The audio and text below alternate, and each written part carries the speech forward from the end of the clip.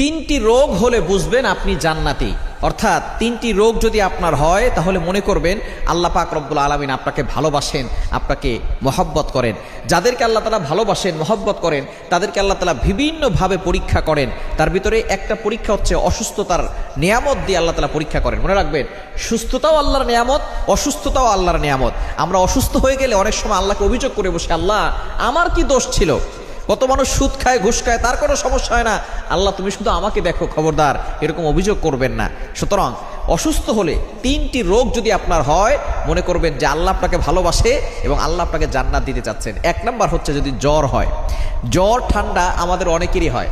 একবার নবীজি সাল্লাল্লাহু আলাইহি সাল্লামের জামানায় কয়েকজন সাহাবী বসা, নবী সাল্লাল্লাহু আলাইহি সাল্লাম বলতেছেন, একজন সাহাবী বলতেছেন আমার খুব জ্বর হয়েছে, অনেক সাহাবী বলতেছেন আমারও জ্বর হয়। এবার নবী সাল্লাল্লাহু আলাইহি ওয়াসাল্লাম বলছেন তোমরা তো আমার অন্তর্ভুক্ত, আমারও তো জ্বর হয়। কিন্তু একজন বলতেছে যে আমার জ্বর হয় না। নবীজি বলতেছেন তাহলে তুমি